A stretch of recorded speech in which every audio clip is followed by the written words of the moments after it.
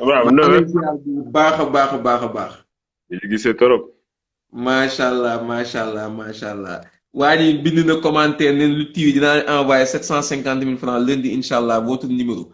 waaw da ngay jël numéro Pape Sarr wala nga jël numéro Lamine Seck Lutte TV Lamine Seck Lutte TV am na Instagram bind ko message nga yónnee ko 700 000 francs yooyu ngay wax xam naa pour jibi amaana la donc macha allah gars yi jërëjëf mais bu kii Moustapha. waaw yow yaa ma informé combat bi nga xamante ne Reug Reug signé na ko bi nga ma informé combat boobu man dama dem def ay recherche sur l'adversaire de Reug Reug mais bu ma ko defee dama tiit mu bëgg yow nga wax ma yow déjà est-ce que da ngay def MMA wala jiu-jitsu kese ngay def. man principalement jiu-jitsu mais naa def tuuti MMA quoi mais principalement jiu-jitsu. principalement jiu-jitsu léegi adversaire Reug Reug boobu noonu tey lan nga ma mun a wax ci moom ndax du ñu wax ci Reug Reug Reug Reug moom ñun ñëpp xam nañ ko ba pare xam nañ ni moom champion wu Reug Reug nekk fii di ko wax mooy bëri wax ñu kan mooy Marcus Buchecha Almeida. Marcus Buchecha mu lañu wax daal légende moderne si wàllum jiu-jitsu moderne bi. amul compétition bu mu gañewul wala bu mu classé wul ci podium bi depuis mun naa wax peut-être 2008 xaw ma 2011 bu mu commencé carrière 2011 ba léegi. gagné na lépp 128 victoires foog naa 13 défaites la am ak benn match nul te match nul boobu noonu sax mooy ci beneen légende wu jiu-jitsu la woon kon daal mën nañu wax ne daal c'est le top te poids lourd la te gars yi dañ naan poids lourd boo jàngal jiu-jitsu brésilien dafa mel ne nga jox ay laaf benn jaan parce que en plus xam nga loolu la ñuy wax ci poids lourd yi jiu-jitsu brésilien quoi te boo seetee bu baax premier combat ak Reug Reug ñi xam ne jiu-jitsu yëpp xam na ni que ak Bukishu def na ay erreur am na ay position yoo xam te ne jiu-jitsu ku ko xam di nga finir combat bi léegi nag loolu c'était il y a plus de 1 an kenn xamul man nag xamul lu mu liggéey entre temps mais xam naa ne daal fii leeg février bii ñuy wax jàpp naa ne daal bu dee liggéeyutoon jiu-jitsu depuis décembre dernier amul lu bëri lu mën a jàng contre Marcus Buchecha si wàllum jiu-jitsu mais MMA nag du jiu-jitsu kese am na taxaw am na dóorante am na jàppante gis nañ fi ay lutteurs yoo xam te ne combat ak ay ceinture noire jiu-jitsu brésilien tëj seen jiu-jitsu bi même bu gars yi demee au sol lutteurs yi am benn doole ak benn technicité boo xam te ne lu gars bi def nañ ko génnee mais Buchecha moom beneen niveau la quoi muy jiu-jitsu en kimono muy jiu-jitsu sans kimono yëpp lépp la ci gagné. jiu-jitsu sans kimono man loolu laa xalaatoon ni Reug Reug dina ko mën a sonal. parce que moom du MMA amul kimono. non mais même moom day jiu-jitsu sans kimono te gagné na te boo leen seetee bu baax jiu-jitsu dafa nekk loo xamante ne mënoo ko def te mënoo si nekk champion te mënoo judo wala mënoo bëre surtout bëre bi moo ci gën a important même jiu-jitsu sans kimono bi parce que lépp bëre la. jiu-jitsu sans kimono moom lépp bëri la pour amener au sol. mais combat Reug Reug ak Marcus Buchecha c'est pas un combat de jiu-jitsu combat MMA la. donc dañu bëgg ñun ñi nga xamante ne ñun ñooy les novices dans le milieu nga wax ñu lan mooy jiu-jitsu ak lan mooy MMA lan mooy importance jiu-jitsu ci MMA. xam nga bu ñu bëree bu nit demee au sol rek combat bi jeex na daan nañ ko. jiu-jitsu nag mooy li tàmbale bu ñu yeggee au sol mooy mbooloom xeex boo xam te ne au sol la MMA am na dóorante coup de poing coup de pied concu coup de genou am na jàppante it boo taxaw ak yóbbu au sol ainsi de suite donc dafa mel ni au début arts martiaux yëpp nañ jël dugal leen ci benn cage xool kan moo mën xam nga ku nekk dafa nekk côté am ne man maa am aar bi mën mais biñ leen dugalee ñoom ñëpp dañ gis ni que benn aar mënul boppam au début nag jiu-jitsu moo dominé parce que nit yu bëri boxeurs yi musuñ travailler au sol. boxeur musul travailler au sol kon boo ko yóbboo au sol xamatu si dara mais bi sport bi di évoluer ñëpp a commencé jàng jiu-jitsu maanaam instant yi dem MMA te mënoo jiu-jitsu dafa xaw a mel ni yëfu dof la quoi benn instant. parce que yaa ngi dem xeex ji te am na benn domaine bu rëy ci xeex bi boo xamante ne bu la fa yóbboo yow doo ci mën dara. maanaam domaine bu rëy ci xeex bi ci la waajooju nekkee tey 13 fois champion du monde. war a jàkkaarloo ku Reug Reug mais ñu seetlu ni que man bi ma xoolee. am na clé yi ñoo bëri nit mun na attaquer sa poignet nit mun na attaquer sa coude nit mun na attaquer sa épaule mun na attaquer sa baat mun na attaquer sa colonne vertébrale sa mais genou. bu koy attaquer pour lan la pour damm la wala pour def lan. dama la wala pour nelawal la. te xam nga yéen nelawal ku la kott ba nga nelaw. kon danger xam nga danger yu ma énuméré yi rek danger yu bëri la. xam nga nit ni mu lay duggee nii rek bu nekkee làmb amoo droit wër koog sa loxo. amoo droit ay kott ak yooyu amul mais jiu-jitsu ay kott ak yooyu ñoo ci ëpp. yow mun nga nekk di dugg nit pour yóbbu ko au sol moom fi la amee ouverture pour kott la boo ko jàngul boo ko xamul may nga ko cadeau. xam nga rek dañu xulloo maa ngi moom keroog ci téléphone bi. mu mere ma yuuxu ma ne ma gëmal sa bopp da nga war a gëm sa bopp. ma ne ko daal waa ji combat bi li ma ci gis séeréer yeeg libu yi na ci ñëpp jàpp ci ay ñaan wa ilaa mun nga dem hôpital ci lu gaaw ndax waa ji mun na la damm te lii laa doon wax. yow ñëw dëggal nga ko ci ay tooñ la woon. mais gëm naa amul ragal. Reug fit ak gëm boppam moo ko dugal ci MMA bi tey am na opportunité dépasser lim fi wane fii lim fi wane Dakar. te deux quelque soit Alpha bu naree MMA dina rencontrer ay profil yu mel nii. troisièmement est-ce que Reug Reug ci MMA mun na am ku gën a dangereux que waa ji par rapport ak lutte au sol. ku gën a dangereux waa ji waaw am na parce que am na poids lourd yu bëri yoo xamante ne seen ñoo ëpp expérience MMA Marcus Buchecha xam nga am na beneen affaire Reug Reug am na benn combat MMA Buchecha musul am combat MMA. li muy nekk champion jiu-jitsu yëpp bi moo nar a nekk di premier combat MMA am. te Reug Reug am na loolu au-dessus de moom. loolu mooy avantage Reug Reug su ma yow. ut rek blessure genou la jógee xam nga yooyu yëpp day joué. kan moo jógee Buchecha. dafa waroon am benn parce que gars yi dañuy def ay grand combat jiu-jitsu yu ñuy tudd super fight jël ñaari staru jiu-jitsu boole leen quoi dafa amoon benn combat mais da ko mujjee bàyyi mooy ndax blessure au genou.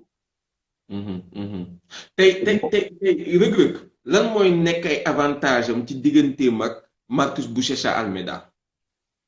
Reug Reug première chose mooy athlétisme bi ni mu bindoo ak forme physique am condition physique am loolu rek problème la ku mu dugal ci cage loolu déjà problème boo war a régler la en plus de ça explosivité bi bëreem xam nga ak bon man nag xaw ma Reug Reug lan la liggéey ci MMA depuis bi ma ko gisee daaw. biñ ko gisee Ares daaw bi nga xamante ne def na prestation boo xamante ne monde bi yëpp ñu ngi koy wax ba léegi. mais gis nañ ni ci MMA. dëgg la jiu-jitsu lu ci am solo la nee nga ma au début sax ñu doon def jiu-jitsu ñoo doon dominer MMA ndax ñoom ñoo doon wane seen bopp ci ay techniques yu exceptionnelles après nag gars yi dem jàngi jiu-jitsu mais gis naa bu ma gisee les champions du monde de MMA ci organisation UFC dama gis ni ñu ci ëpp ay lutteurs lañu mooy Miocic mooy lutteur la. ñi si ëpp ay lutteurs lañ. waaw nga jël parce que xam nga lamb boo ko amee ci MMA boo ko amee ci MMA da nga mën décider combat bi fan lay amee parce que nit ki du la mun yóbbu au sol yow di nga ko mun yóbbu au sol mais instant yi avantage boobu noonu saa waay bu yóbboo Buchecha au sol dugg na monde Buchecha donc même avantage boobu noonu est-ce que avantage la vraiment ci combat bii ni ñu jëm. Reug Reug dafa war a moytu daan waa ji parce que bu daanee waa ji bu tëddee sax moom. ci lay gën a dangereux te lay gën a dangereux. waa ji moom xeexam balaa moo dangereux mu tëdd. taxaw dóorante la nana doon. mais est-ce que waa ji ci ay léewtoo ci taxaw nii xoolante ku nekk taxaw 50 centimètres ñoom ñaar seen diggante wala 1 mètre seen diggante est-ce que waa ji Buchecha il est dangereux ci domaine boobu. mais loolu nag mooy grande question bi nga xam te ne Reug Reug war na ko prouver Buchecha war na ko prouver parce que ñoom ñëpp jàppante na leen xam ne li gars yi naan grappling mooy sport jàppante yëpp muy lutte muy judo muy jiu-jitsu muy sambo ñoom ñaar ñëpp ay spécialiste sambo grappling nañu mais est-ce que dinañ mun def striking mooy dóorante loolu mooy la grande question te xam nga asiatique yi ñoom dañu bëgg ay grande affiche ay style yu confronté wu xam naa moo tax sax gars yi signé contrat bu mel nii ñoom mentalité boobu nañu am quoi gis ay deux spécialistes yu ñëw peut-être mën leen woon leneen si ñoom seen xam-xam. comme ni ñu booyee woon Gris 2 def loo ko benn genre combat. genre MMA sax mais genre combat yooyu mais li ma bëgg a wax mooy pas ci striking bi pas ci dóor yeeg yu mel noonu mais est-ce que ci taxaw bi nii rek est-ce que Bouchecha il est dangereux en lutte loolu laa la bëgg a wax parce que Bouchecha lu ma jaaxal mooy noppam yi def comme mbër yi seen nopp yi ñuy def. xam nga maa ngi naan il est champion en jiu-jitsu sans kimono mooy nogi bi mooy grappling bi boobu munoo ko def te munoo bëri parce que sa adversaire foog ngeen bëri ba nga am contrôle am yóbbu ko au sol xam nga judo bi ak kimono bi sax jiu-jitsu ak kimono bi mën nga jàpp kimono bi mais kimono bu amul foog nga bëri force bëri. li yegg ci suuf. ba léegi bëri yi wute naa ak bëri bi ñu fi am. pour nga daan mburu Sénégal. xam résistance bi mbëri am. loolu yomb de. du yomb nga am. boo doon indi rek ci combat bi yow da nga koy digal mu xeex rek na xeex na boxe. boxe man de gëm naa ne bu ci génnee mooy kawoon na Bouchecha wala sonné na ko finir ko au sol. dóor na ko dóor boo xamante ne même saa bu yeggee au sol du ci mun génn. mais Bouchecha mën na bëre lool. boo bëggee sax buñ paree ma envoyé la ay vidéo day bëri waaw. mais moo gën a ku dàq bëri li nga gisagum. non foog ma ni mën nga comparer bëre Sénégal si amené au sol ak bëre brésilien yi wala américain yi la preuve Juan le Lion Blanc bi mu demee États-Unis ñëpp lay yéenu teg si suuf. ku mu dugg fa fekk benn résistance yéenu na la teg si suuf. kon bëre Sénégal moo gën a am solo. moo gën a am solo si am na si sama xalaat moo gën a am solo si am na au sol bi. mais comme ni ko doon wax sànq MMA weesu na am na au sol. boo am na au sol it. balaa mu dangereux nga yóbbu ko ci suuf ci lay gën a dangereux wee. donc jar na xalaat bu baax a baax. yow pour yow tey jii honnêtement on est plus sénégalais ah génn nañ ci am Sénégal ñun ñëpp on souhaite la victoire de Reug Reug en tant que sénégalais mais objectivement Reug Reug Bouchecha en tant que analyste kan mooy favori. kan mooy favori. j'ai envie de dire Bouchecha parce que ci wàllum. xawma Reug Reug fan lay entraîné woo mais xam naa ni Bouchecha bi mu décidé juillet ba léegi MMA am na ñu koy encadre yoo xam ne ay ancien champion nañu. dina comme Daniel Cormier. Cormier champion du monde poids lourd UFC. te mu gagné woon Miocic ay temps. gis naa ay photo ñu entraîné wu.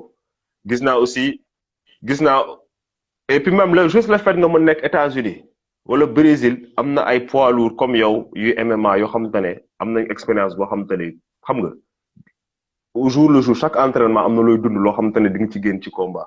léegi man nag xam naa après di nga jël Reug Reug peut-être moom dina mën ñëwaat ci entraînement am ak peut-être encadrement am préparation combat boobu mais si sama xalaat surtout li ñu Brésil li fa am ci MMA. États-Unis li fa am ci MMA ak opportunité bu ñu mën jox benn ancien champion buy transition pour MMA pour mu mën Sénégal mën nga ko am de. tey jii kon li nga wax leer na nañ yaakaar naa ni ñi nga xamante ne ñoom ñooy ànd ak Reug Reug war nañ ci mën a bàyyi xel Reug Reug am victoire ci Bouchecha ci one championship lan lay may Reug Reug. exposition bu grave parce que instant yii jàppal ni que monde jiu-jitsu yëpp. nañ seetaan combat boobu parce que mooy premier combat Bouchecha ñi seetaan MMA yëpp nañ seetaan combat boobu parce que mooy premier combat Bouchecha ñi nekk Asie ñi nekk Europe ñi nekk Amérique du Nord ñi nekk Canada ñoom ñëpp dinañ seetaan combat bi parce que plateforme boobu c'est une plateforme mondiale kii one championship et puis c'est gratuit sur YouTube c'est-à-dire que Sénégal ñëpp nañ ko mën seetaan. du comme UFC nga xam ne ñoom ne UFC Fight Pass da ngay fay pay-per-view.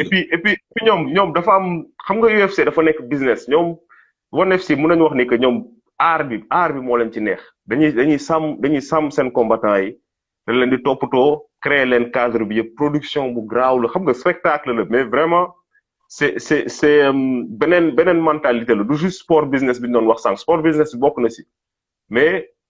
jàppale athlètes yi aussi bokk na si xam nga sànq bu léegi maa la doon déglu ngay wax ay affaire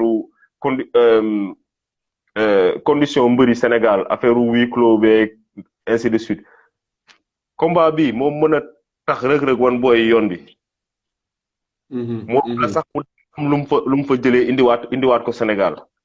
am perspective gis leneen si sport parce que lamb man moom du ma spécialiste su lamb mais li ma xam si lamb daal mooy que lamb mënul continuer ni mu mel gis nga ñi ngi wax MMA sànq ba léegi MMA mais mois de mai bi ñëpp tëjoo le MMA reprendre seen combat à huis clos ñu koy pay per view monde bi yëpp di ko seetaan boobu football a ngi arrêté basket a ngi arrêté football américain ñëpp a ngi arrêté ñoom reprendre nañ te tegu si lu yàgg jiu-jitsu ñoom reprendre ci même modèle bi dan ban modèle huis clos testé di ci tëj leen chaque combattant ak peut-être 3 membres de son entourage combat yi mën a am kan mooy grand dernier combat lamb ba kañ nañ mën continuer am sport bi nga xamante ne ñëpp a koy seetaan Sénégal muy xale muy mag muy ndaw bóor na leen ko amee combat lamb nañ ko seetaan ñu mën a toog continuer gars yi liggéey yi c'est que mënul continuer aussi quoi benn instant. am na solo mais ma posé la benn dernière question li nga thème bi nga indi am na solo mais ma ñëwaat tuuti ci Reug Reug Boucher Cha bi posé la ci une dernière question moom mooy gis nañ ni lamb dafa am ay réalité am. Reug Reug tooñ nañ ko benn jour sax man ak nu mu tudd Fernand Lopez ñuy wax Reug Reug ne ñoom Fernand Lopez ne lu mu gis ci Reug Reug musu ko gis ci nit bu mu dalee def MMA ak bu mu dalee superviser ay athlètes ci MMA ba léegi muy explosivité bu Reug Reug dégagé neen loolu naturelul est-ce que amul mystique bu ci rax di tooñ Fernand Lopez moo ko wax mais est-ce que les Brésiliens on sait que y a un peu de mystique est-ce que combat boobu Reug Reug Boucher Cha mën nañ ci xaar mystique ci côté Boucher Cha comme ci côté Reug Reug daal non man moom gëm naa ne mystique dina am côté Reug Reug côté Boucher Cha nag moom mu wóorul parce que combat moom vrai challenge la xëy na nag mais bon vaudou brésilien dégg musuma ko dégg si jiu-jitsu nag de mais am na est-ce que gis nga des fois ci jiu-jitsu brésilien gars yi di def ay pratique balaa ñuy dugg ci tapis bi di def ay pratique mystique non boobu moom gisaguma ko de kañ na si vestiaire yi quoi mais gisaguma ko ba léegi de non baax na parce que Reug Reug dama ko tooñ quoi dama ne ko bu yeboo nga woo waa Caalaan woo ñëpp instant yi kay na woo ñëpp mais amul affaire amul ragal bi défaite ci sport la boobu te waruñu sax défaite ci sport la boobu lu tax ngay teel a jox suñu waa ji défaite waruñu sax nangu non parce que xam nga sànq da nga ne suicide la moo tax moo waxee noonu quoi mais waruñu sax nangu instant yi nii di xalaat loolu instant dañu xalaat ban possibilité la Reug Reug mën a génnee pour gagner ko parce que MMA la te ay poids lourd lañu ku ñu dóor benn mën nga tëdd nelaw benn coup bu porté. man de nee naa ko boo daanee combat bi boo gañewee Boucher Cha fii laay jaaree signal la parce que bu ma demee xool waaj ay vidéo ci YouTube ma ne ko fii laay jaaree nangul la ba faaw. bu ko gañee dina def loo xamante ne benn mbëru Sénégal mosu ko def. parce que ñi nga déggoo ñu am combat yëpp mosuguñ am combat bu mel nii. bu ko gañee est-ce que benn lu mu def noonu est-ce que benn africain sax mosu na koo def. waaw xanaa nganu. xanaa nganu ne xam te nganu moom dafa am encadrement ak préparation MMA pendant 4 à 6 ans balaa muy yegg fi mu yegg. mais nganu à ses débuts musul am adversaire bu mel nii. Boucher Cha 13 fois champion du monde de jiu-jitsu brésilien. te deuxième combat non Reug Reug kay guerrier la. macha allah. kontaan naa ci yow Moustapha xaw ma jël sa doomu ndey buuba moom itam mu complété li nga wax sûrement déglu na la am na ay rectificatif wala boog ay affaire cuk-cukaay yu mu ci war a yokk quoi. oui ñu def loolu merci waay. kontaan nañ bu baax mais dinaa la seet si ñu def benn plateau spécial. amul problème.